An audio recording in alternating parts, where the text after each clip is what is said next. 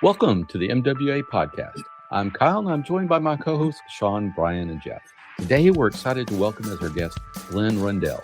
Glen is an outstanding chairmaker and instructor working out of his shop in Tylden, Australia.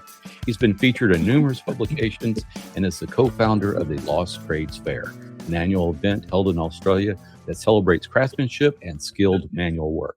But perhaps more importantly, Lost Trades has just introduced 3 new custom beers. Wow. And we're going to dive into that a little bit later, but welcome to the show, Glen. Yeah, g'day. Thanks very much. Thanks for having me. Oh, that is a proper good day from an Australian. Thank you, sir. Yes. You're welcome. Well, before we get into talking to Glen, let's hear a word from our sponsor. Sutherland Wells knows that exceptional craftsmanship deserves an exceptional finish. That's why they handcraft their full line of low and VOC exempt finishes and stains using the highest quality, cold-pressed, sustainably grown tung oil. Their unique polymerization process delivers the deep penetrating, grain-enhancing, non-yellowing protection of tung oil, while reducing the drying time, allowing the finish to build a beautiful, durable film. Sutherland Wells, the timeless look of traditional oil made for the modern woodworker, and use code MWA25, that's the numbers 25, for 10% off your first order. And we'd like to thank Sutherland Wells for their sponsorship of this episode. And with that, let's give our patrons a shout out. So who do we have to thank this week? Yep, we'd like to give a big thanks, as always, to our Patreon supporters. Today, we're going to give our particular shout out to Ryan Stone. Thanks, Ryan, for supporting us. And if you, dear listener, would like to join Ryan in helping out the podcast, you can go to patreon.com/MWA podcast and help us out there. Yes. Thanks so much, Ryan. Well, let's move on to what's in the shop. So, Sean, what are you working on? I literally just got home about 45 minutes ago. The ongoing work in a 100-year-old home that my son has purchased is drudging along. Just today, I installed another structural header over a 5-foot wide window that had a roof landing on it with no support. And I came incredibly close to original knob and tube wiring that was still hot. And when I say close, I was removing a loose board that was kind of a spacer. There's a whole bunch of just cut pieces in this place where people have patched this and patched that. And I was like, well, I'm cutting that because I need to make another header, because there's not a header over a big old window. And this is interior though. And it was like, why is that moving? Okay, it's moving. Great. I'm gonna cut off the thing that's holding it up. Maybe it'll fall on me. Okay, it's not falling. Why is it not falling? Oh, it's there, and it's okay. So I'm banging on it. It's toenailed in from the other side on one thing, and it still doesn't want to give. Still doesn't want to give. And then I find out there's this little piece of like the original siding to the house that was sticking up from it, up inside the ceiling joist space. It wasn't until I took that down and I realized that piece that was sticking up was between 2 tubes of knob and tube wiring. So 2 porcelain little existing tubes. And above that, there were 2 hanging, never been painted, never done anything. They're just sitting there in hanging space, 2 porcelain insulators. So staped that out, it cut the circuit out.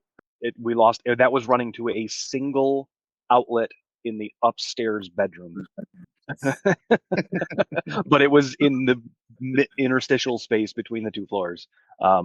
But we hung more electrical boxes. Tomorrow, I'm going to go over and expose basically the space above the electrical circuit breaker box, so we can find out how home runs come in, so we can start really digging in how we're going to run new home runs, because we're rewiring the entire thing. Yes. So yeah, I've mentioned that. So it's I keep getting questions. How long is this going to take? How long is it going to take? And I can't put an estimate on it, because every time we crack open another something, we find something new. Today found. So to get a little technical, so this is an older breaker, not the twist in fuses, but a switch fuse, kind of modern style. But there's still very old wiring in there. But there's only a few white Romex pieces attached, and we're like, where the hell does the Romex go? We haven't found it in any wall. So we had some suspicion about one wall that had some. It was under paneling and had some unfinished drywall on it with minimal screws holding it up. So the bottom piece of it I took off, and there's just a corrugated conduit that just kind of like angles through it. It crosses the stud it was gouged into and whatever. And so we took off the top, and under that top, not only does that conduit went into a hole, but we found out it was just in severed wires just dangling in there, thankfully not energized. Next How to did this that, house not burn down in 100 years? we have no idea. But here's what I know, that the way these were built as cottages in 1917. 11 is my next door neighbor, my son's next door neighbor. His house is 10. There is he has a property past his it's directly adjoining that has a different number, but the next house available is 8. And so somewhere 9 went away. And after 8, there's also another vacant lot. And I talked to that guy. He said, yeah, that one burned down some years ago. So 7 has burned down. So we don't know. All we know is I have to keep explaining to my wife that it said, no, had we not seen this, we wouldn't have known. But now that we see it, it is on our duty to make it correct. Yeah. And that in this point, is completely rewiring the system, because the daisy chaining, the one circuit was a living room with 4 outlets on the wall, a ceiling fan, 2 other lights, an upstairs outlet on one side, and both bedroom lights, all in the same circuit. And it's just a mess. And so we have to kind of like surgically remove it back, and then install new and run new. And at some point, it's going to be really dark in there until we turn on all the lights when the new power is placed, because we're putting a new box in there, because the breaker was full with 12 total spots, but we're putting in a 24 spot breaker box, 24 breaker box. So, yeah, it's a hell of a project. So, Jeff, sorry, after that very long, not so much woodworking talk, what are you up to? I've just been working on a couple upcoming classes, so I was able to secure about a pretty healthy truckload of cherry for the Dutch tool chest coming up. Nice. So I've been milling parts for that, what was nice is I was able to secure enough pieces, enough sections to make 7 one board, the lids. So there'll just be one board. There won't be any glue ups for that. Oh, wow. Nice. That's Wow. a Yeah, wide stock. Wow. so I was just like, oh man, this is it was just like it fit it perfect. So, and then from there, February I have the fanback arm rocker class, and in the plans on that they have an option to do a double tenon for the arm connection. So, and if you've ever seen that arm connection where it comes in, there's nothing wrong with turning the arm and then having that go into the post, but when it's milled out, so I made a router jig that will students I can make enough for students to have and take home, and they can use it. But to have that and have it as a housed mortise and tenon, Wow. it just looks really nice, and the connection, it was pretty easy. So Okay. then just having that, the both the Yeah. two double Yeah. For listeners, hit up Jeff's Instagram, because he's Yeah. he's Yeah. showing us. Looks pretty cool. That looks really Yeah. cool. yeah. Is So it finessey to try to get those contours to meet? no, that's pretty easy. Well, what I did at first is I had the tenon to fit exact, Mhm. and then just being on the shave horse and working it and realizing that that's not a good idea to have that just a perfect fit right off the router, just to Yeah. have and it's not a lot of extra meat, but it's like when you're done with it, just like, see, like this right now is just right off of it, and it won't really fit in well. Right. It'll fit, but it'll get started, but it's just enough where if you nick it, it's still okay. And then you can just blend it in, maybe just with a little light sanding, and it slips right in there. And then once you just take the housing out in between that little web, just with a little chisel work, it looks really nice, because this will get angled. The double tenon will get angled down, Oh, and then sure. that way you can adjust your arm a little bit more, because it's 7.5 degrees back. The post Okay. is, so Okay. it's not perpendicular to the seat. It's Yeah. it's back a little bit. So just getting that all situated, getting the process for that, and the posts are they're 30 inches long. So what to do first? So I got that process down. So that was been kind of nice, is to kind of bang some of those out. With doing the having a little jig that students can use, and I can make a nice repeatable jig for them just to take home after class. And then I'll show 2 ways of doing it. You can do it on with a drill press and chisel it out, And then, but you still have to cut the mortise and stuff. But I really like that look of the way the arm goes in, the more beefier, a little solid looking, than just turned. Yeah. Really cool. Yeah. Yeah. Just been working on those two things, and that's pretty much taken all my time. Mm-hmm. Cool. So, Brian, what about yourself? So another Nutcracker has come and gone. I did end up at the theater. Yeah, I saw your post. Yeah. So when I first got there was some structural damage to a couple of the props. We got that fixed, no problem. They had the throne that I built on the stage, but the back wasn't on it. That back probably took me, I don't know, 25, 30 hours to make that alone. It was just, and I'm like, well, where's the back of the throne? Like, oh, we don't want to use it this year. We're going to just use the candy canes. And this is the lighting and sound director. And the ballet guy, he and the ballet guy got into a fight over, like, he wanted to use the throne. He didn't because there's some sort of backdrop issue. So I'm like, whatever, you guys do what you want to do. But I was there mostly to look at this cannon because people who may have heard this, I built this full size, basically Revolutionary War cannon that is used during the battle scene in the Nutcracker.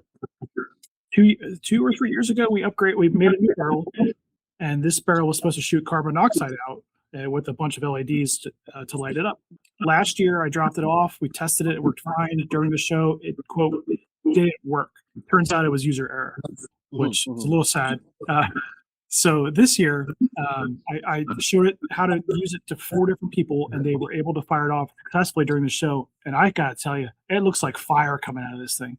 Yeah, you captured like an image of like an actual little fireball. Yeah. That was pretty cool. And that when that was snapped, that was just as it was starting to come out. So because I showed him how far to crack the tank, and it goes out about, with the way it's supposed to be cracked, about 6 feet, 8 feet, and it disappears in less than a second. But it looks like absolute flames coming out of this thing. The mice were cool about it. They didn't, the mice that's closest to it.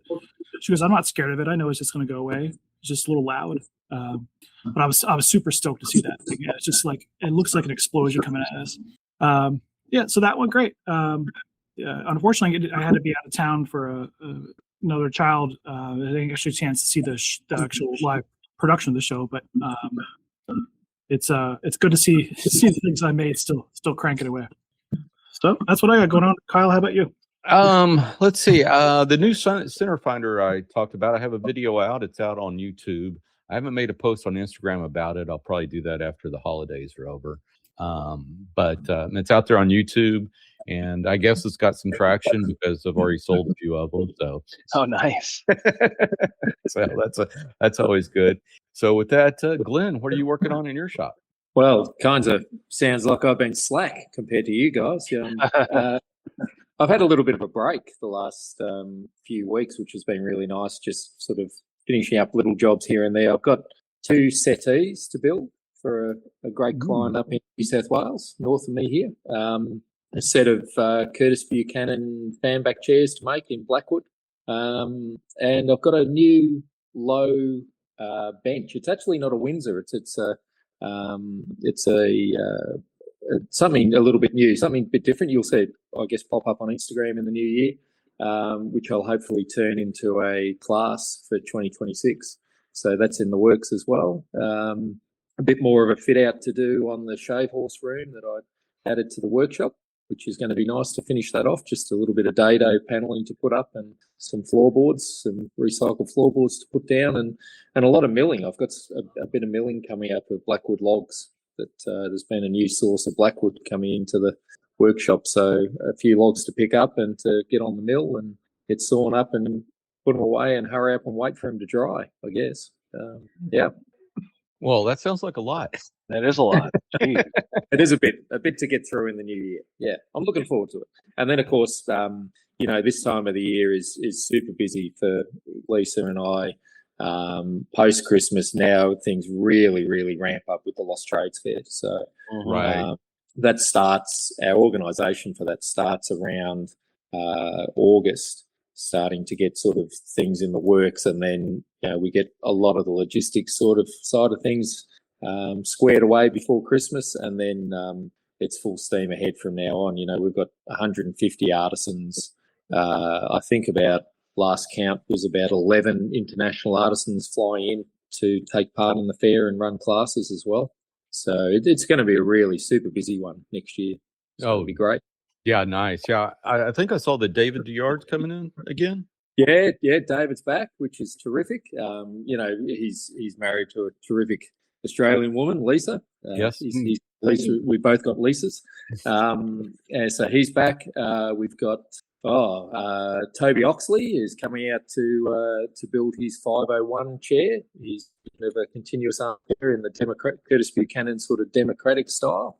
So that'll be fantastic. That's a class after the fair.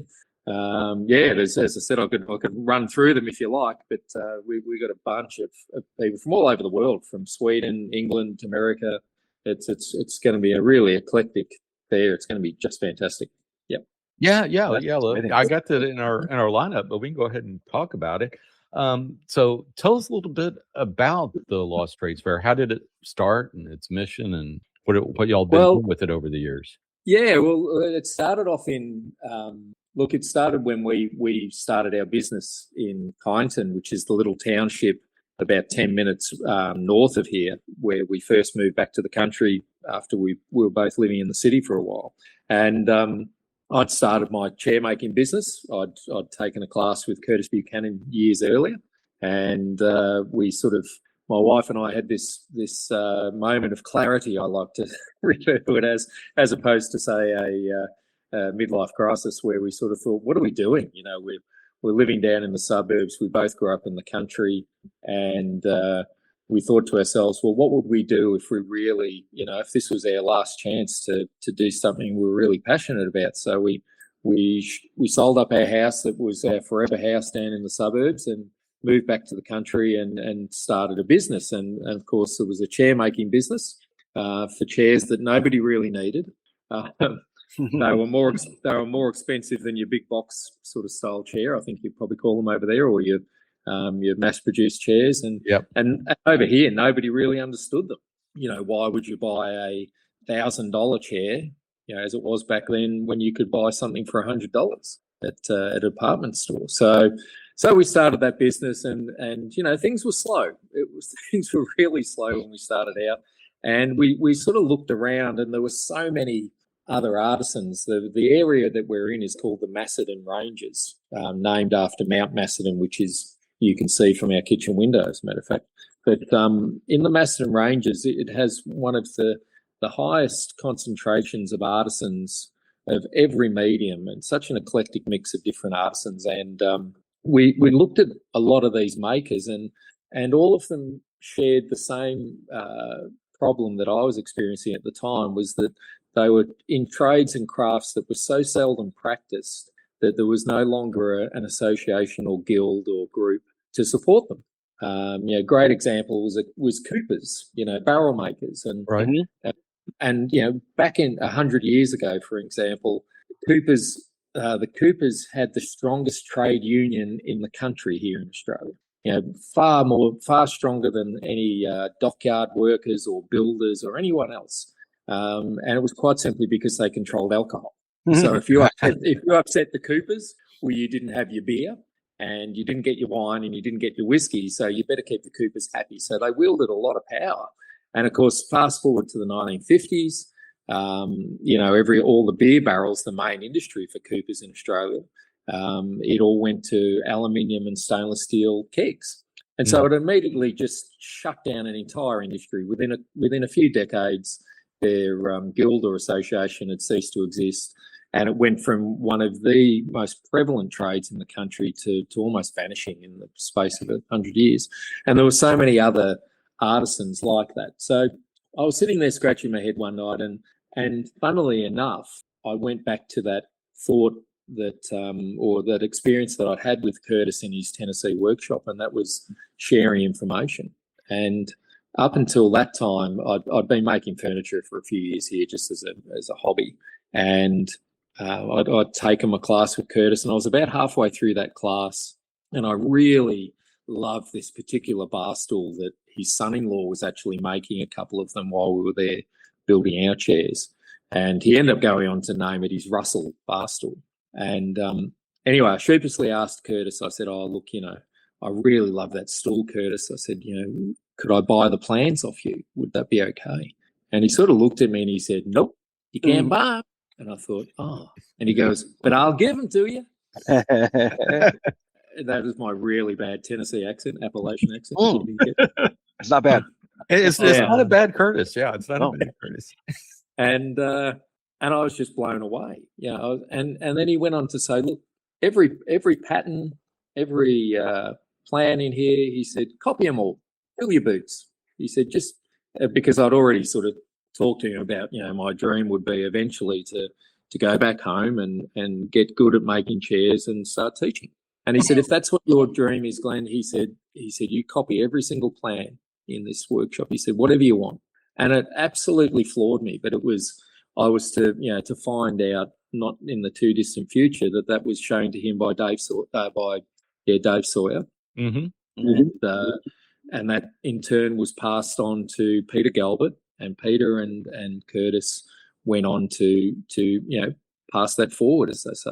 And I do the same thing in my workshop. So with that in mind, and I thought sharing information, that is the future. These traditional trades where everything was held tightly to your chest back in the day because it had to be, because that trade IP, for example, was the difference between you being in work or out of work. It was the difference between, somebody being able to put food on the table for the family, or their trade secrets were if they got out into the into the community or to other makers that could put them out of a job. So of course they held it really tightly. But now, in this, what I used to call the digital age, now in the AI age, even more so, those things are so important. That knowledge, that skill, and trade knowledge is so important that it had to be passed down and kept alive. So we came up with this idea of a guild. We were going to create a guild, a lost trades guild. And then, if we got enough members of seldom practiced trades, eventually we were going to have a show. And I'm sort of skipping through a bit of the detail here because it takes a while. But at the time, we'd opened a little shop, and funnily enough, to make ends meet, on Friday and Saturday nights, we'd clear all the products from the shelves. We'd put a wooden top on our glass counter, and we'd open a bar because the little shop we bought had a liquor license. And so we'd run this. Yeah, we'd run this bar. We'd moved to the country for this dream of making beers and craft and what have you, and it was tough. So we ran a bar 2 nights a week, and it was and we had this thing. We have a thing down here called BYO, or Bring Your Own, and it used to refer to alcohol. So restaurants, rather than getting a liquor license to sell alcohol, they would get a license that customers could bring their own bottle of wine. And we did the reverse. We would supply local made wine and spirits and beer, and you could bring your own food. So we had people rocking up with, plates of cheese and crackers, a little pot of stew and a couple of plates, and it became this real community thing. Some people would just go down and order a pizza, and that sort of sustained us, and all these little things sustained us. And one night in the bar, one of the local councillors heard our idea for this guild, and she just came up to me at the bar and she said, why don't you run that event now? And we sort of thought about it, and we thought, oh, okay, let's give it a shot. So we got given the space to hold it behind the little museum, which has got a space behind it about the size of 2 suburban backyards. And we got in touch with 30 local makers and traditional tradespeople that we knew. And we put on this event, and we thought, if we get 500 people, it'll be great, it'll be terrific. We charged $1, like a gold coin. Our dollars are a gold coin. We charged a gold coin donation to get in. And, 7,500 people turned up. Wow. Wow. The population of the town at the time was 6,000. Oh, geez. So we shut the town down. Cafes ran out of coffee and beer, and it was bedlam.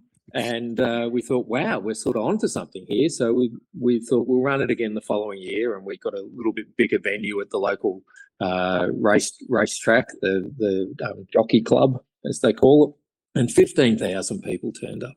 And we grew it to as big as it could go in Pinton, and by that stage in 2019, it had grown to let's just say, in excess of 20,000 people over the course of 2 days. And it really showed to us that, people were yearning to see this stuff. We thought it'd be little kids running around with, slack-jawed, going, oh my God, something that's not straight out of a plastic bag, something that hands and eyes have made, and people with real skill and dexterity. And it was, to be quite honest, it was more like the 30 and 40-year-old people walking around who'd never, ever seen anything made. Everything they'd ever known had come from a shop. It didn't come from a maker, it didn't come from an individual, it didn't come from a tradesperson. And we've now grown that, as I said, to over 150 artisans. And part of that Lost Trades Fair participation is that you must be demonstrating an aspect of what you do. You must be inspiring people. You must show them how clever and talented and how incredibly special these skills are, particularly in as I say, in the AI age that we're in now.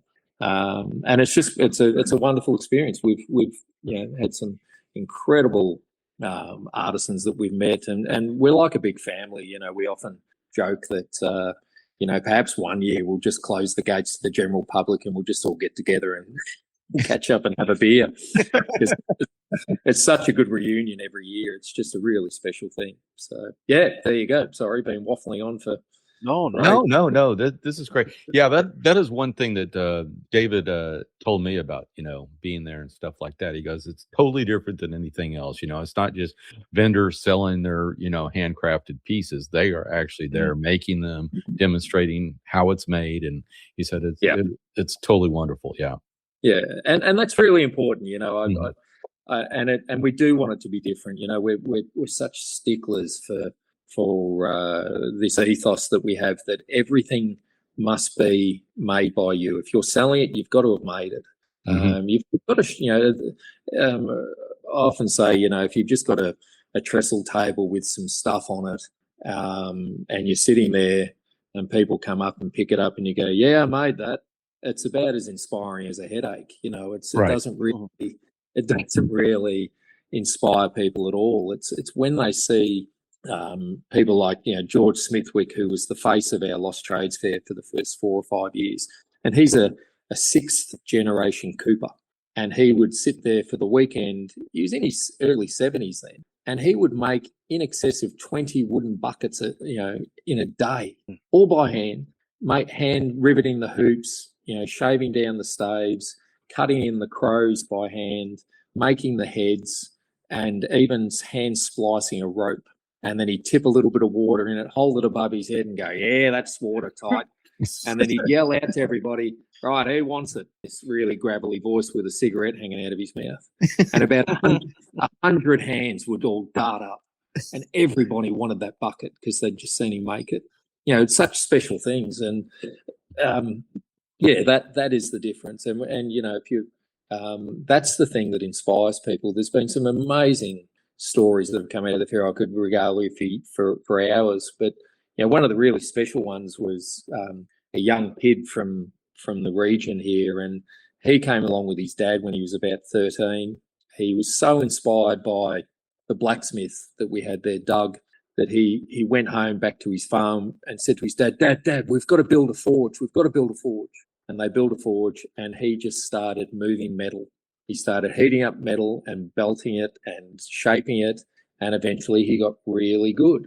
And 3 years later, I get this phone call, and I'll do a little bit of a recap of the phone call. As on the other end, I answer the phone, I get this, yeah, g'day, is that Glen there? And I said, yeah, this is Glen. He goes, yeah, g'day, mate.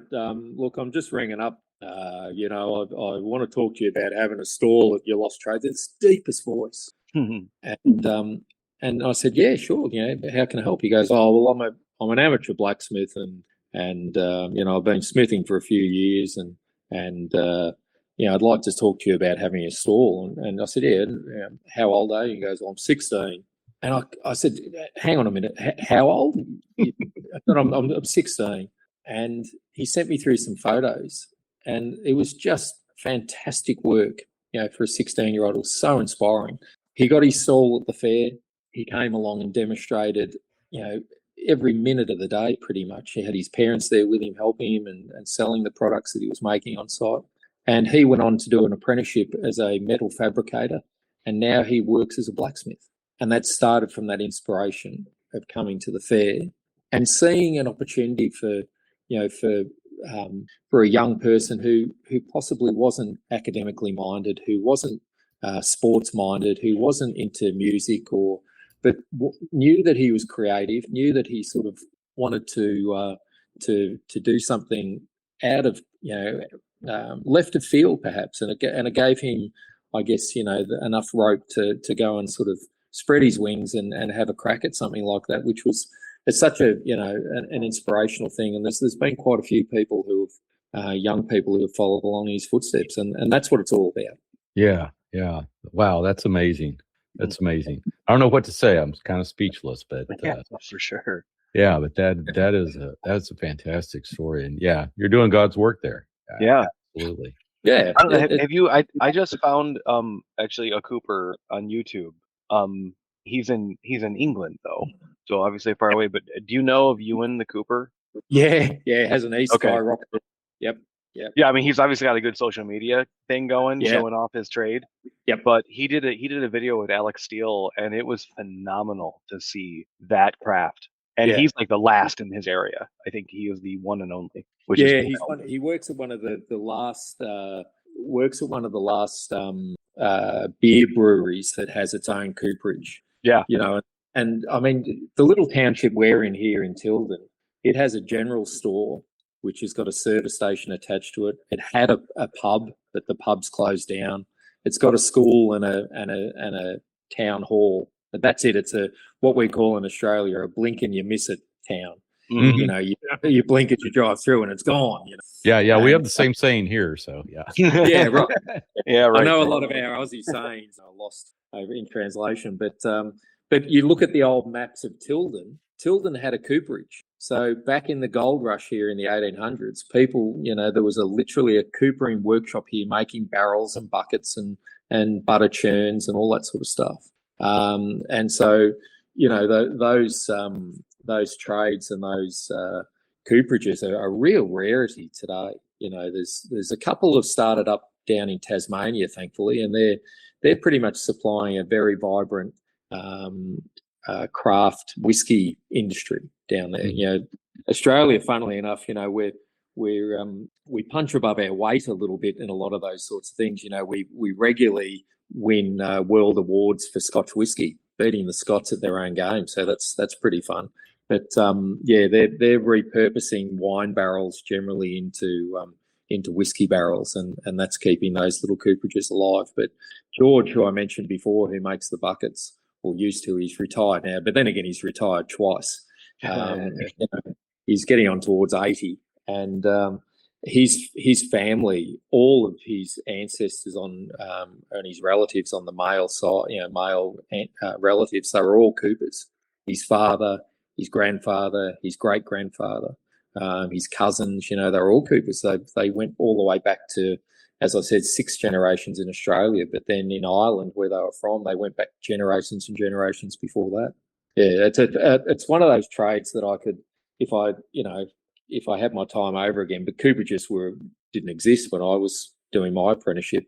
It's a trade I would have loved to have taken up, but there just was no opportunity. So that's what we really wanted to reverse with the fair, was to let the society or the general population know that there are still people out there in community doing this really incredible special work, and that you should be supporting them as much as you can. They're working in isolation in their own little workshops and spaces, and for one weekend of the year they get to be like rock stars and put before the community, and people get to sort of see how super talented they are. And quite often, if we can't find those rock stars here, well, that's when we bring them from overseas. We've been so fortunate that the people who have come and taken part in the fair. We had Yoge Sundquist a couple of years ago, just blowing people's minds. We have this sort of tongue-in-cheek spoon carving race where, as the name suggests, they carve a spoon as a race with an axe and a couple of sloyd knives.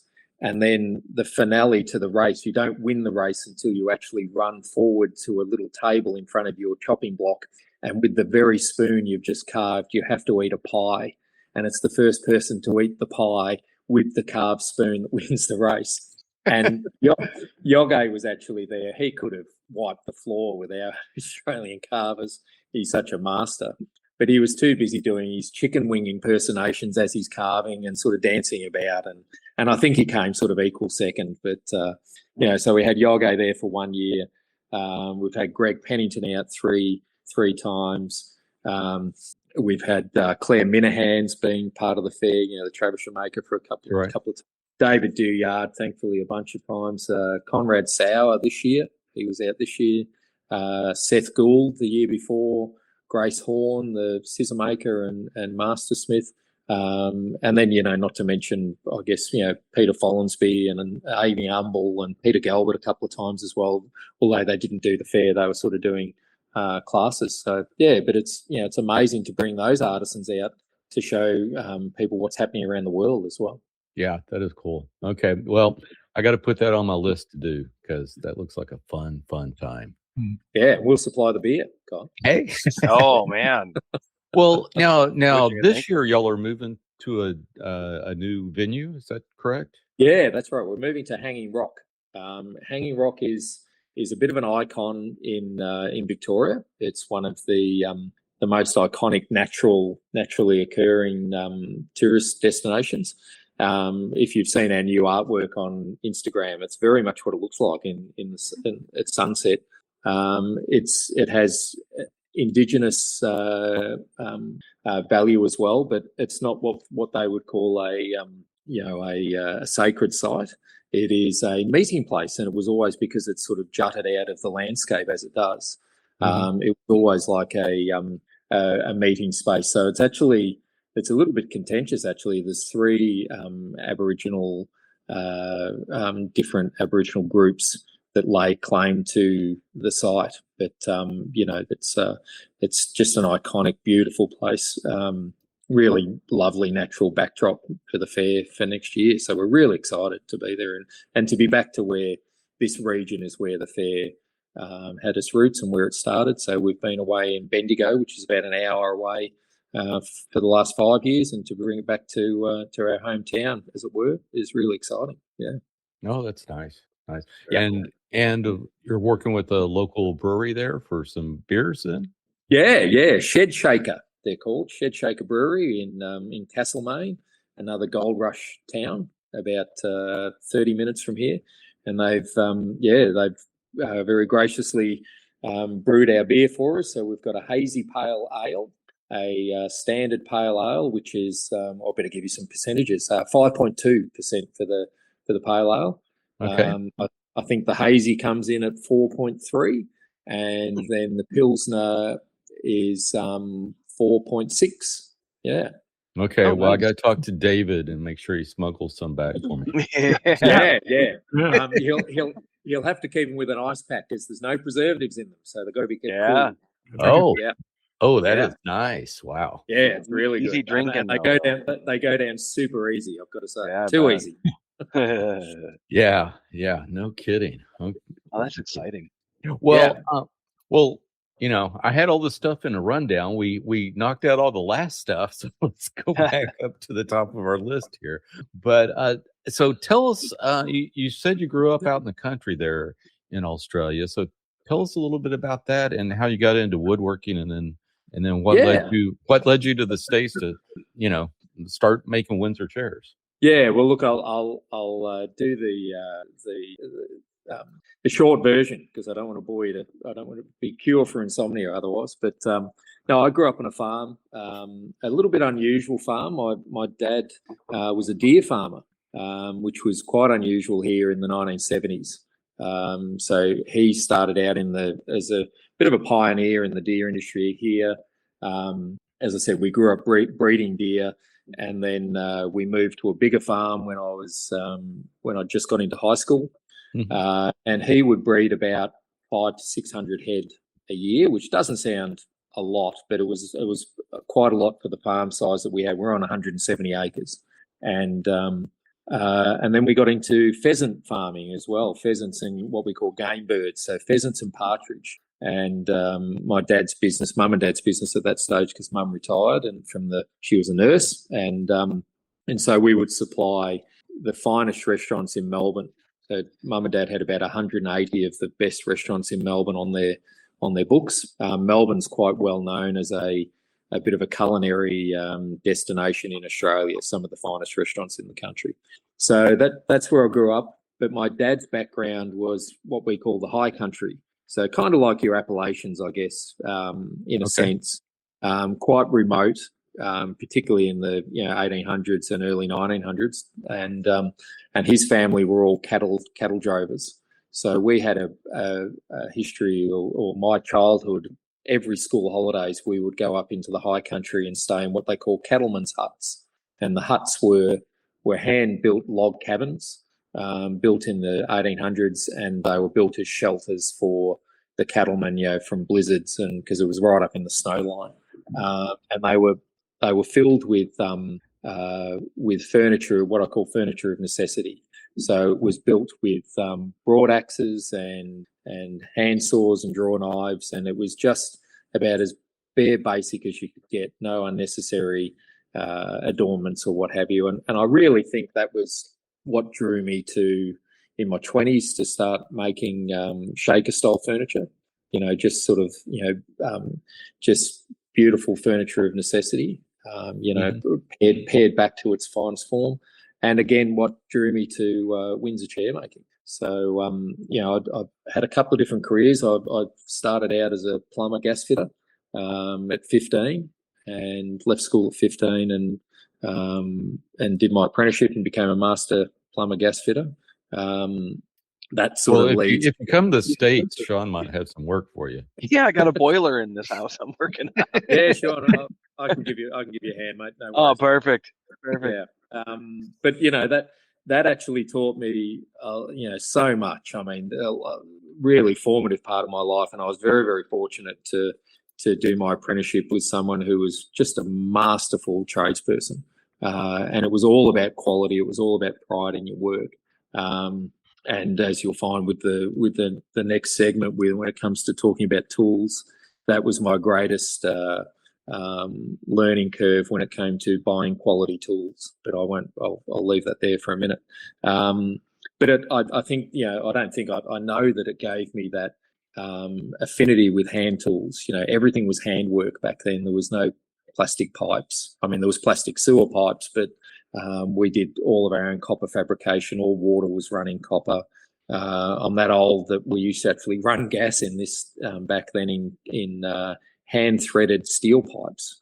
So yeah, we used to cut all our own threads, and lead collar penetrations where a pipe would go through the roof. You'd beat up a lead collar or razor collar by hand.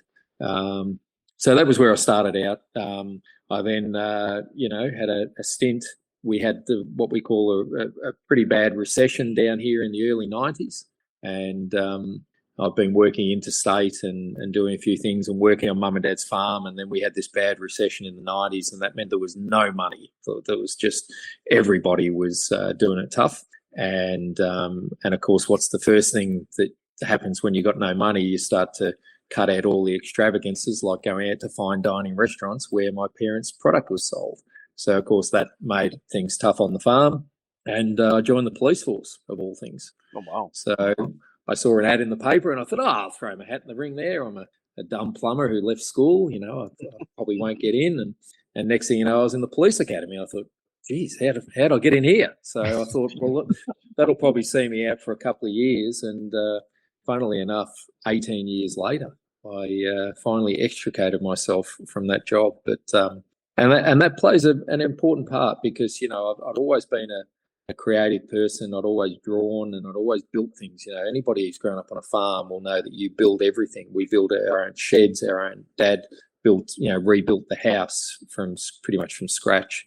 Did all of his own renovations. He'd do all his own concreting. If there's anything to be done or built, all our own fencing.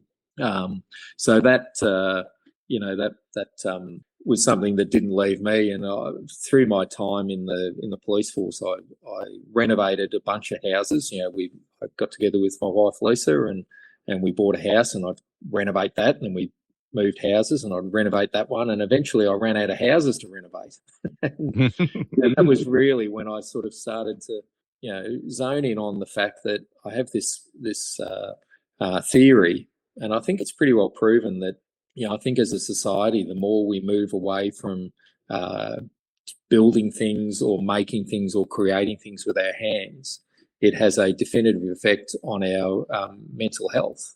And, the more idle my hands became, I became less well, let's put it that way. And I'd ran out of things to build. I'd fully renovated another house and renovated this 40 square house. I put down 40 square meters of hand cut parquetry in a basket weave pattern, and I'd built in all these built-in furnishings, and I'd started to make bits and pieces of shaker furniture, and I ran out of things to do, and that's when I got into woodworking sort of quite heavily then, and that led me to that trip to Curtis's, and that was the big affinity. I found myself in the Appalachian Mountains, in Jonesboro, with this. As everybody says that's been there, if you've been to Curtis's workshop, if you've taken a class with Curtis, it's the chair is superfluous. The chair's just the show bag, that comes with the real experience is spending a week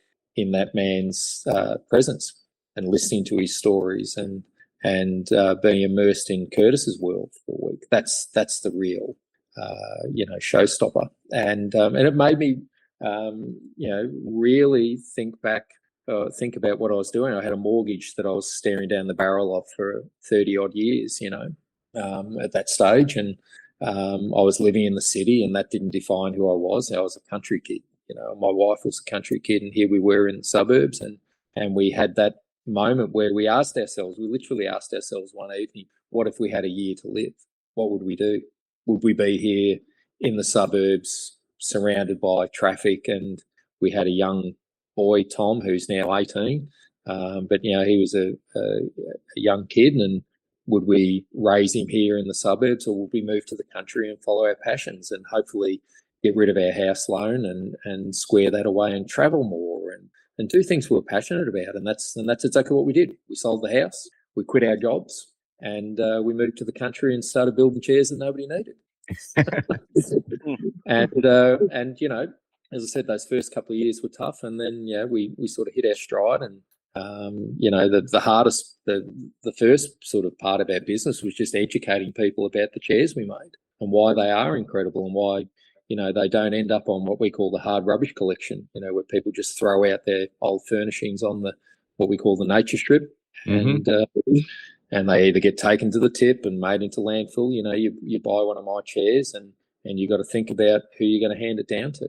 And starting building things with longevity in mind, and building heirlooms, as my wife Lisa says, who wants to hand down an iPhone 4?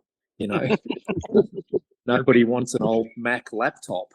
These are things. IKEA furniture. Well, I guess we probably all had a bit in our first homes. We moved out of home, but that stuff is finite furniture. It has a shelf life. Should come with a best before label attached to it. Just put in the next century. yeah, that's right. But and that's what we did. We started following those dreams, and then we lived behind our little shop in this tiny little bet sit where you couldn't, to use another Australian colloquialism, you couldn't swing a cat in there.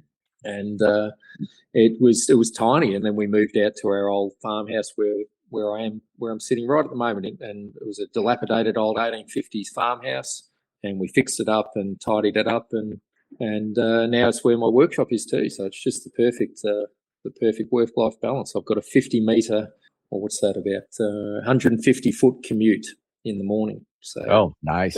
That's perfect. Yeah, yep.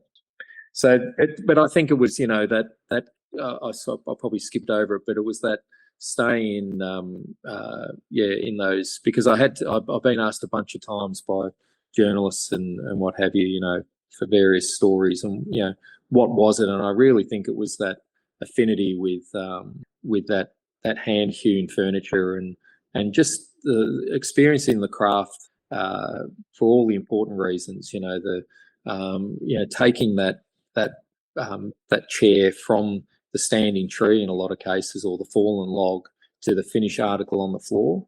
Well, that's something that that I think every woodworker should try and experience some part of that in their woodworking career. To not have to select their unknown stick of timber from a lumber yard. To actually have that affinity. It's kind of like catching a fish and having it for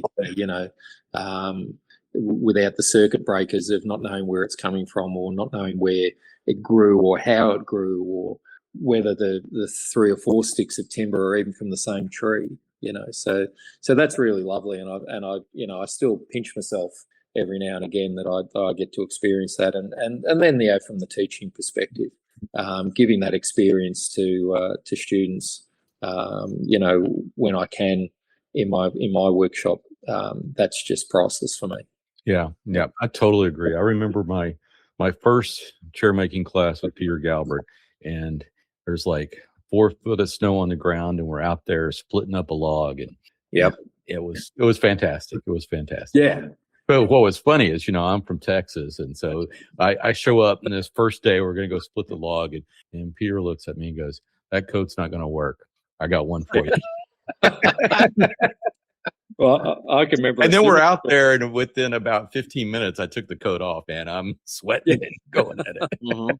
Well, I had a similar experience with Pete, but in reverse. I was at his Sterling workshop, and when I was in the that's States, where I was. I was at Sterling. And even if I, was just over there for other things, I'd make a point of catching up with Peter and definitely catching up with Greg. And every time I'm in the States, I go and visit Curtis and Marilyn in summer. Because it's the recharge of my chair making batteries. It's not optional; it's necessity to go and see Curtis for me. But I can remember being in Sterling, and it was a stifling day. I don't know exactly the Fahrenheit, but it was probably about sort of high 30s Celsius, and the sun was beating down. And Pete had this leftover bit of white oak log, and it was curly. And of course, he didn't want it because it was curly, and it wasn't heavy curl, but it was enough to be annoying for spindle work and crests. And I just thought it was the greatest thing since sliced bread. So I'm out there belting this thing apart with wedges and throws and splitting it up into spindle stock. And later on, Charlie, who was living with Pete at the time, he and Peter were sort of standing in the house in the air conditioning, looking out at this idiot in the full sun, splitting up this curved white oak log, going, "Is he okay out there?" And Pete's going, "Just leave him alone. He's having the time of his life." And it was just brilliant, I think I've still got a couple of those spindle blanks that didn't go into a chair. They're still just sort of tucked away under a workbench somewhere. But yeah, they're just such memorable times, and that as I said, that affinity with taking that or having that. I like to, it's an old police term actually, chain of custody. There you go. The chain of custody of that medium, to understand it in its rawest form, to know, if you've had the benefit of seeing that tree standing, you've got a really good idea of how that's going to behave the whole way through the process. You even know in some cases, when you're splitting that log, whether those spindles, when you put them into the drying box to dry them down, whether they're going to end up as bananas. Because you know how that tree grew. If it was on the south side of a hill and on a slope and it has a bit of reaction wood in there, it's going to be fighting you not to stay straight. So that's just a lovely thing. And even working with those, those bent spindles and putting them into a chair so they look right. There's so many, and then there's, the hundreds of different styles of chair. From everything you can possibly think of, the hundreds of different styles of chairs that have yet to be made. The carving, the turning, the steam bending, the riving, all of it, even the painting, the finishing. There's so much that just keeps you coming back to the process. That's the real deal for me. That's the thing that drew me away from the flat shaker style furniture that I've been making at the time, which I thought was wonderful. I still think it's wonderful. Yeah. The pieces I'd love to make, shaker style pieces, but that it's that Windsor form that keeps you coming back. Yeah, there's something about making chairs, that's for sure. Especially making something that you can then turn around and sit in. And Yeah. and you're always like, well, maybe if I, change this angle or something like this, it could be a little bit more comfy. Maybe a little shallower saddle, a little deeper saddle, all that kind of Yeah, stuff. right. Yep. And making them bespoke to different people. Mm-hmm. It's kind of like being a bootmaker, a shoemaker, and fitting somebody's feet, fitting somebody's form. I love that. I love, adjusting the heights of legs, or making the seat 5% bigger, or raising the comb a little bit, or that's the lovely stuff as well. A bespoke item.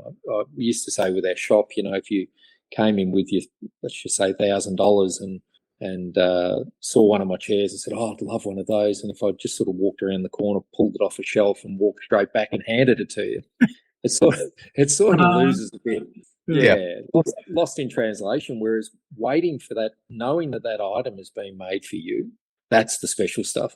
Telling people that you can, or letting your client know that you can GPS plot where your chair grew, that's the stuff. That's the stuff that is the point of difference. And that's a big thing that I explain to new makers as well. Have that point of difference. It's all very well for me to say I make Curtis's chairs and Pete's chairs and Greg's chairs and a few chairs of my own, but have that point of difference with what you do. And that's that little unique thing that that flair, and I think that's a really important thing for makers as well. Yeah.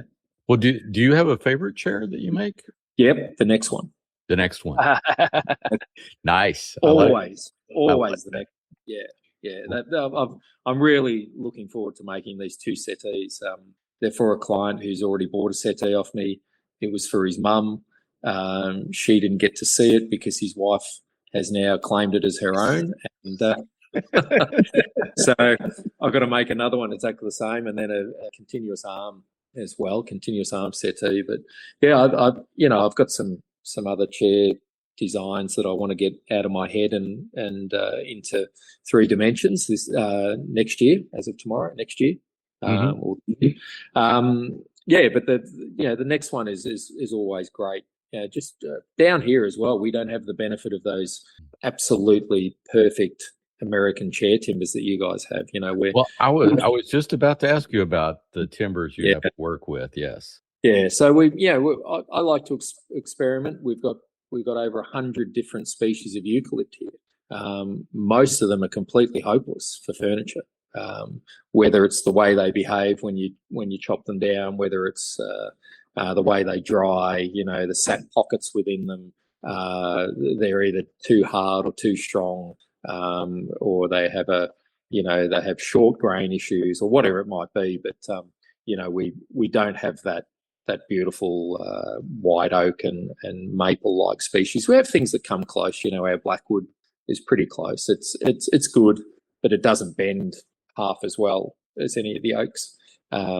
We have timbers that are infinitely stronger than anything you'll have in America. Yeah, but they also weigh a metric ton. They're akin to working in steel, and that's the last thing you want for your Windsor chair. You don't want to have to be picking up with don't want 3 guys to have to be able to pick up your chair. So the desert hardwoods we have here are, I honestly believe, are second to none. When it comes to super hard timbers, you are going to measure the difference between them when they are green and when they are dry. That's how hard they are. There's no real discernible movement. Wow. They've grown out in the driest, most arid place you can possibly imagine. But again, they don't lend themselves well to the chair making process. Not the sort of thing you want to dive your scorp into is a piece of desert gidgee. Experimenting with different timbers is always a lot of fun. And hopefully in the new year, there's a very old plantation of spruce I might be lucky enough to get a couple of really good saw logs, and we're talking nearly 100-year-old trees.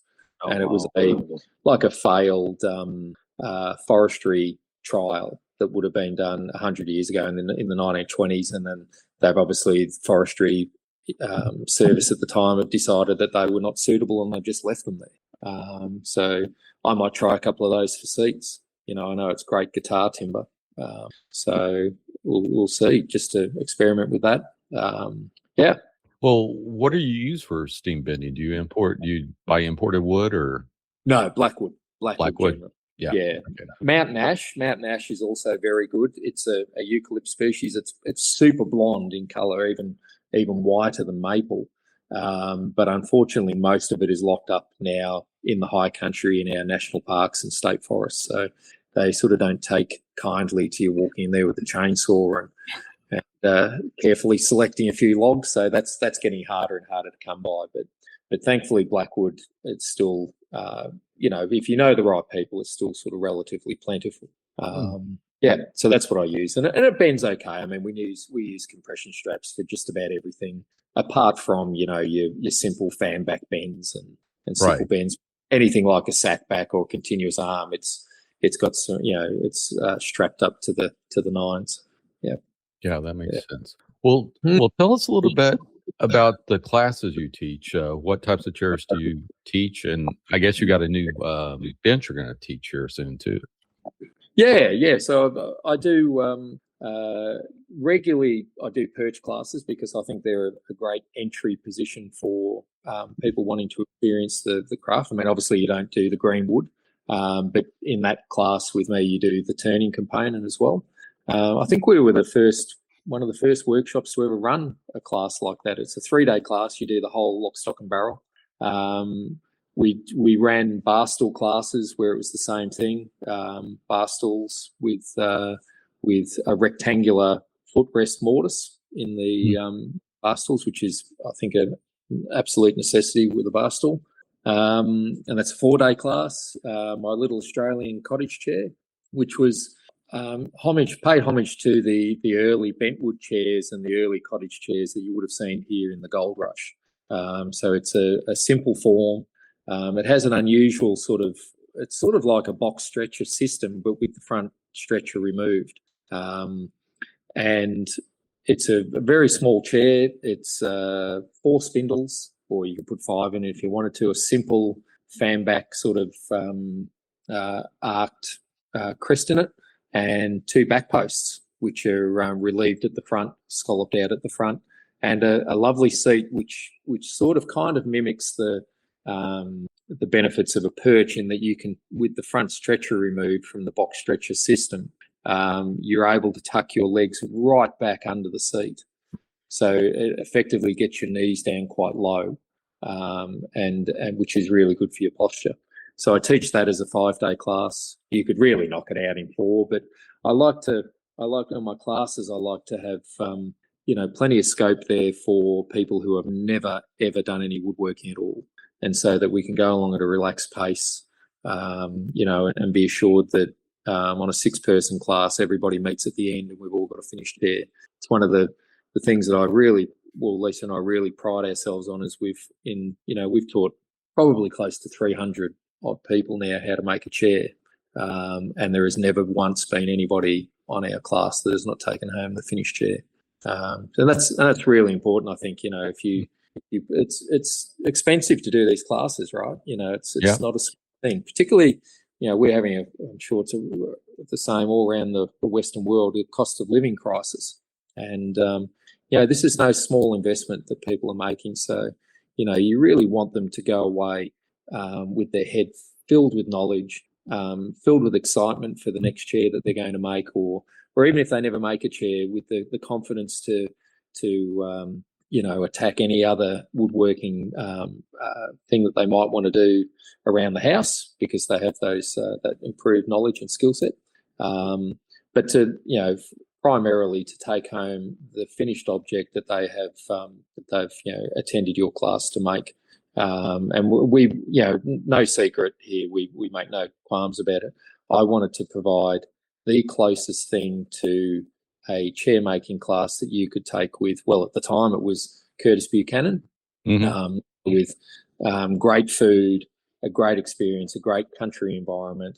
And now that Curtis isn't running classes, that experience, the only place I really know that comes close is Greg Pennington's. That just a place where you don't want to leave. It's just a fully immersive experience where you walk in and you're just in the zone for as many days as you're there. And my wife, thankfully, is renowned for her fantastic cooking. So a lot of people say they come for the cakes and the chairs are a bonus, but she bakes every day, and we've got a wonderful little coffee machine, and if you hang around long enough after the class finishes, there's the beer's cold in the fridge, and there's a whiskey cabinet as well, just like Greg's. But yeah. So they're the sort of classes you teach. I used to do Pete Galbert's fanback class for a while. I now run Curtis's. I do a shave horse class. I do a Tim Manny shave horse class once a year. With a few little tweaks to what I think is arguably one of the most perfect shave horses going around is Tim's, just for its versatility. The fact that you can pull that head towards your body or shift your seat towards the head and work forward of the head is such an incredible thing to be able to do on a shave horse. So I teach that class now. As I said, the tweaks are to have made it so that it has a quick release on the front and back legs. The front leg's actually held in with a 6-degree tapered tenon, and then a cam bolt. If you look on my one of the last posts on Instagram, you'll see it there. And the back legs come out in the same way, and then you've literally got two wedges: the wedge that holds the head and the wedge that holds the treadle. And that thing can flat pack into the back of a Volkswagen Golf, or tuck it under your bed, or stand it upright in your closet, or hang it on the wall. But that's important too in my workshop.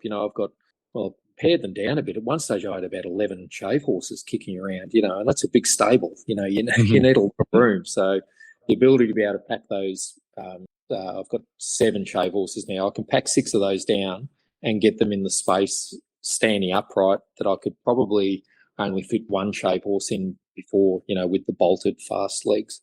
So okay, yeah, I'm looking at it now. I like what you've done with that front leg. Yeah, so that's housed in there. Yeah. You don't even need bolts, to be honest. And then the back legs support the rails as well, and you've got that through bolt with the little quick cam, and that's the joinery is pretty tight, but it's amazing. You're probably talking a thou or something there. That cam action just pulls it super tight, locks it in position, and that thing doesn't move, and it's as solid as a rock. So that's really cool. I usually put on an armchair class and a rocking chair class of some description, and I've been threatening for a bunch of times. I mean, it's funny, sitting here talking to Brian. The only settee class I've ever taught was that one that Brian was in. Yes. So at Greg's, so I've been threatening to run a settee class, so I may even do that in next year. But I've got a lot of stuff to fix and finish off around the house. I've got a barn to finish off and a workshop and bit of stuff around the house. So there'll probably be a few less classes for 2026. Of course, the special one with Toby Oxley, who's coming out for the fair, that's going to be fantastic to do his 501 chair, his democratic version of the continuous arm. That's going to be a lot of fun. And Toby, if you know Toby, he is a astounding barbecue cook. So he's agreed to put on a couple of barbecue lunches throughout the week as well. So that is going to be a hoot. That's just going to be terrific. Nice. So that's, yeah. And as I've said to a couple of my friends in America who've expressed an interest, if you're keen to come down, I'll supply the beer. I'll even shout you to the Lost Trades Fair. Tickets are on me. So. Oh, wow. Yeah, but that's probably it for 2026 for me. A few less classes, and again to resolve a few of these chairs that I want to get built for myself. I'm actually going to come to the States next year. I've been wanting to go to Handworks for years. Oh, yes. You're going to be at Handworks? Going to be at Handworks, yeah. Fantastic. Sure. We'll see you. We already have our Airbnb. So. Oh, beauty. Yeah, well, I'm staying in Cedar Rapids. We've booked our accommodation, and we're going to get along and see it. And I've been talking to Conrad's, talked it up endlessly, and as Jamil. So just to get across there and catch up with those guys as well, it's going to be great. So that's also in the mix. But 2026, it's shaping up to be a big one. Yeah, we always have big years. We sort of came up here with a to get this work-life balance, and it seems we've been busier than ever for the for the last sort of 15 years. Anyway, but best laid plans. Yes. I'm with you. I worked hard all these years to retire early, and then once I'm retired, I'm busier than I've ever been. Yeah. That's the way it goes. Well, so tell us a little bit about your workshop that you have there. You mentioned you're building a new room for your shave horses. Yeah, I built a new room. It was actually just after the fair this year. So Okay. I had a veranda. We put a veranda on there, or a deck, I think you call it, just to get a little bit of outdoor space on the fine days to bring the shave horses outside. Because it's, most of the time it's just me rattling around in that workshop. But the workshop was, as a rule, is 20 meters by 9.5 meters. Let's say 20 by 10, and then there's a 5.5 meter by 10 meter bench room. So most of it is sort of machinery and lathes. I've got 4 Vic Mark lathes, which Jeff will be familiar with. The best lathes in the world, if I do say so. But the stop's nice on them. Yeah, the stop is good and variable speed. And don't you have that dust collection for them too? Yeah. How well does that work? Well, in my old workshop, it used to work really well. Okay. I haven't set it up where I am at the moment. Where I was in the last space, which was a leased space, sort of in between workshops, if that makes sense. I had this incredible 10 horsepower 3-phase dust extraction system. It was like an aircraft carrier, this thing. It was it felt like it was going to, if you left your hand there too long, you'd be up in the pipe yourself. But and I had 6 lathes set up then, because I'd run 6-person classes for turning, and you could have all of those dust outlets on every lathe, and they were quite wide. They were 2 foot wide. And that thing just didn't skip a beat. It had a 18-inch main line that ran pretty much over the top of all the lathes. So you needed earmuffs though when you're on the lathe with that thing going. But I can imagine.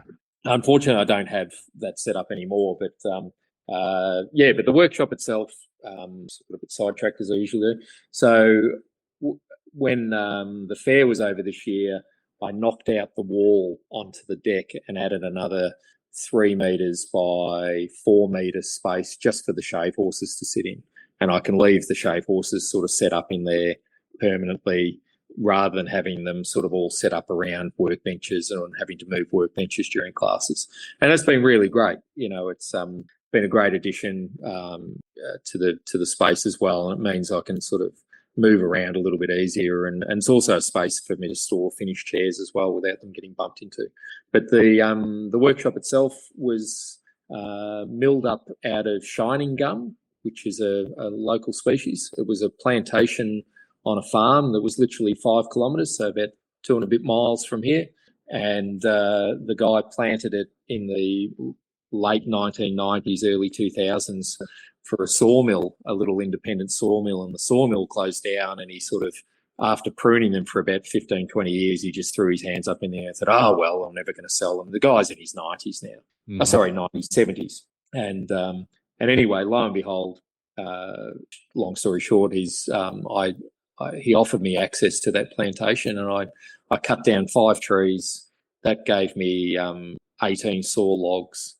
I put them over the mill. I bought an old secondhand Timber King sawmill, just a ground-mounted one. And in one of the most miserable winters I can remember here, I cut those 18 saw logs up into all the framing timber and stood up a solid timber frame. And I had 6 original 100-year-old Oregon trusses from an old building in Melbourne. And I sat them on top of the frame and clad it all and walled it all in, and that was my workshop. Yeah. So that was an interesting build, but it sort of came out of necessity from post-COVID. COVID knocked us around a fair bit business-wise, and we decided, we just bit the bullet and thought, right, we're just going to build a workshop here. And we don't have 3-phase power here because we're a bit remote, but what I've put in is a Kubota diesel generator there. which is 35 kVA. So I can pretty much power the whole town with this generator. It's a beast. And it's just got a little switch on the inside wall. It's electric start. I just walk over to the wall, flick the switch, and I can run. I've got some pretty big old machines there, some big old bandsaws and a lot of 5 horsepower motors on most of those machines, and I can have them all running at once. And that generator doesn't even skip a beat. So that's kind of handy. But I built it with the idea that I would run classes there of various types, and it's nice to have the 4 Vic Mark lathes are all the same, so all the tool rests are interchangeable, all the equipment all fits into each other, and that's been really lovely. It's only taken me 17 years to get 4 lathes of the same brand, but I got there eventually. They're not inexpensive, Vic Marks, let's put it that way. Most of them I bought secondhand, but and then I've also got 2 big, beautiful Wadkin pattern makers lathes in there.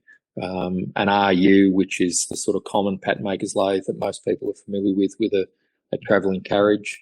Alia Bazari's got one as well, if you're sort of wondering what they look like. Or if you go he uses those to make his reamer stuff, because it'll that 6 degree angle, or the 3 degree 3 degree on one side included. Without travelling rack and pinion carriage is quite amazing. And then I've got an RU, what they call a Wadkin RU, and that's even bigger. That thing is a behemoth. I mean, it is 850 kilograms in the bed alone, to give you an idea of how heavy that is. Wow. Which is just insane. And the bed itself is so big that it actually telescopes out. You crank a handle and the bed will telescope out from the head. So it's got about 3.6 meters, I think, between centers, whatever that is. Whatever that is. Telephone poles? Yeah, pretty much. Veranda posts are us. But and it can turn, or the RS can turn, I think, 2.4 meters outboard in diameter. So whatever that is in feet. I don't know. Big. It's big. But they're just amazing old machines. And I've got some weird and wonderful things that I want to start making with those in the new year. There's a few things I want to make. I mean, I guess that's for later, but some stuff that I really want to dive down some rabbit holes with, some lighting and other sort of bits and bobs. Really fun stuff, Yeah. It's always fun fixing up the workshop, that's for sure. Yeah. Always good. Well, so before we let you go, so tell us, what do you like to do outside of woodworking? I love to go fishing. Okay. I fly fish. When I say I love to go fishing, I can't remember the last time I went. I actually went for the first time in years just the other day, but that's again another New Year's resolution, more fishing. I used to do a bit of hunting when I was a lot younger, grow up on the farm. But again, that's one of the things that's sort of fallen by the wayside. Motorbikes, dirt bikes have always been a passion. KTM, I've got a lovely KTM 500 dirt bike that sits in my shed gathering dust. So that's another thing, another pastime that I'm not spending enough time doing. But generally, I'm passionate about woodworking. It's and all of this other stuff. I mean, I hope all of you come to the fair one day and just experience it. If you don't walk around just absolutely gobsmacked at the mediums that you're seeing, you're seeing molten glass being formed into different shapes. You're seeing bronze and liquid aluminium being poured from a crucible into formworks. You're seeing, bits of wood knocked together to become watertight vessels. You're seeing wagon wheels hot tied before your eyes, any possible thing you can imagine. Master smiths there making knives, hand forging stuff. We've had gunsmiths, any imaginable traditional trade and craft. But the downside with all this is that you walk around and there's all these rabbit holes you want to just sort of launch into. Oh my God, I could really get into that, And before you know it, you're on Marketplace looking for the damn tools, I could buy myself a gas forge for only $15, and I just find myself pulling myself up all the time, pulling the handbrake on, go, whoa, pull up, just concentrate on the chairs, stick stick to the game plan here. But yeah, I mean, I've got an anvil in the workshop. I probably haven't hit it with a hammer in anger in 12 months, but I'd love to in my spare time, do some blacksmithing. There's anything you can imagine. I mean, being a plumber, I did a lot of work with copper. Copper fascinates. For jewelry, for adornment in furnishings and what have you. It's just such a wonderful metal to work with. And another traditional name for a coppersmith was a redsmith. So maybe when I retire, I'll become a redsmith. Just to be something completely wacky and eccentric. I got this thing that I want to be about as eccentric as I can possibly be when I retire. I'm the guy that's bought a second-hand pony cart, and I want to restore it, build my own wheels for it, and hand train a goat to pull this thing around. And I want to ride my goat cart down to the shop every morning to get the newspaper and the milk. I want to be that guy. I just want to be. Oh my God! Was that a guy riding a goat cart as you're driving past? That's me. I want that for you in so many ways. Thank you, Sean. Thank you. My dad, it comes from my dad. I heard this great interview with Lionel Richie, and his father had just passed away. Not long before the interview, and they said, "What's the hardest thing about losing your dad?" And he said, "Being original." He said, "My dad's sense of humour is my sense of humour," and that's true with me. My dad had this thing that he worked in a town called Frankston, and it was filled with parking meters. The old parking meters you had to go and put the coins into. Yep. And then they had the parking inspectors, and these guys were ruthless. If you were there a millisecond after the meter clicked over and the red flag popped up, they'd give you a ticket. Mm-hmm. So my dad wanted to saddle a camel and ride the camel down into the main street of Frankston and tie it up to the parking meter, put 20 cents in it and walk away. and dare them to write a ticket. Just so they ticket a camel. That's right. Stick a ticket on that, yeah. That's me, so... that's phenomenal. Yeah, so, no, just enjoying myself, that's what it's all, it's the first date I went on with my now wife, and we're in my old restored 62 Holden. I had this beautiful old 62 Holden, which imagine it looks like a baby 57 Chev. And we drove down the coast, and as it transpired, my father-in-law, my in-law's house was only 20 minutes away. So we ended up on the first date I've gone on with my then girlfriend. I meet her parents, and I can still remember in amongst that very great conversation with my father-in-law that day, he said to me these words: "Life is not a dress rehearsal." And they have stuck with me from that point on. And it's not, you get one shot at this. Yeah. And the most important thing is just to enjoy life. You only get one shot at it. Yes, that is so true. So true. Well, with that, Glenn, where can folks find you on the interwebs? Glen Rundell Chairmaker is my Instagram. If you want to know more about the Lost Trades Fair, it's, as the name suggests, Lost Trades Fair as one word, .com.au. And that's all about the fair. There's a bunch of videos and links there.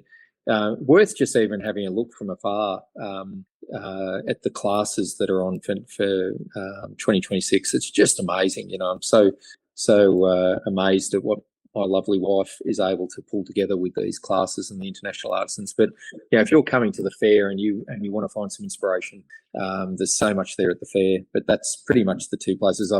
I think I'm logged into Facebook through my Instagram, but I only ever look at it for Marketplace. But pretty much those two places, and that's where I hang out. Very cool, and of course we'll have links to all this stuff in the show notes. So let's move on to our fortnightly beer choices. So I'm just keeping it mellow for today, just having some Guinness. I think I'll be having something a little stronger tomorrow. So nice. Anyway, Jeff, what about you? Just some good old spring water, but it is in a Lost Star Press mug. So nice. I drink my coffee out of one of those every morning. Yeah, I love that. I love this thing. It's pretty nice. So Brian, what about yourself? I'm drinking a new one for me. It's called Big Mango. It's a double IPA from Treehouse Brewing in Massachusetts. And I just looked. It's 8.2% Glen, so a little more Oh, One more kick to it. Not There even you a go. double. That is a single IPA. At Yeah. 32. It's it's hints of mango, but it's not overbearing by any means. What It's kind of almost- hops? Is it citrusy or piney? Kind of bitey. Yeah, but with mango, yeah. I would hope they do the citrus. Yeah, it's hard to tell, but it's not too much different than a hazy IPA as far as taste, but Yeah. just the slightest bit of hint of mango. I like it. Okay. I like it. All right. Sean, how about you? So just past Christmas here, and I still have some of this in my fridge. A local brewery makes a Christmas ale called Blitzen, which it's just some spices in it. It's a nice little like ale. Very nice. Glenn, how about you, man? Well, it would be remiss of me not to say a Lost Trades Pilsner, but I do really enjoy an IPA. There's a craft beer here called Balter, Balter, and they do a terrific. Well, they do an XPA as well, but their IPA is great. Yeah, Very good. Yeah, you're lucky to have someone really close to you there, and obviously we in the United States may not ever have it unless we get over there. yeah. Well, even more inspiration. Get yourself down here. Well, with that, Brian, tell us about the feedback we have. Okay, so this is regarding episode 586 and 587 when Miss Diane Deary came on the show. Diane was a woodshop teacher, high school woodshop teacher here. It was I thought it was interesting. This first one here is from Robin Kaiser. She says, "I can't wait to listen to it." Gives a couple emojis as well. And then our friend Bill's Yard, who I did not know his name is Alex. Yes.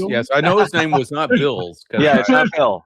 Because I went, this had to have been a couple of years ago. Hey, Bill, would you like to come on the podcast? And he goes, That's no, not I'm not really. I enjoy listening. And by the way, my name's not Bill. So I learned something today. Yeah. Thanks, Alex. He's always a good friend of the show, though. And he says regarding Diane's episode, it says, as always, a good listen. Good to hear Diane's thoughts on the future of woodworking with her youthful students. Keep doing the magic that you guys do. Regards. So, thanks, Alex. Yeah, absolutely. So, if you, dear listener, would like to leave us some comments, criticisms, whatnot, probably the best place to do it is on the MWA Podcast Instagram. You can also leave us hopefully a 5-star rating on your podcast player of choice, whether it be iTunes. That will help get the show out to additional people. And that just about wraps it up for this show. If you haven't already, please subscribe to the show on the podcatcher of your choice. Just search for the Modern Woodworkers Association. And while you're there, please leave us a review. You can follow us on Instagram at MWA_podcast. And if you'd like to support the podcast, go over to patreon.com/MWA podcast. But the best thing you can do is tell a friend. Word of mouth goes a long way in sharing our discussion.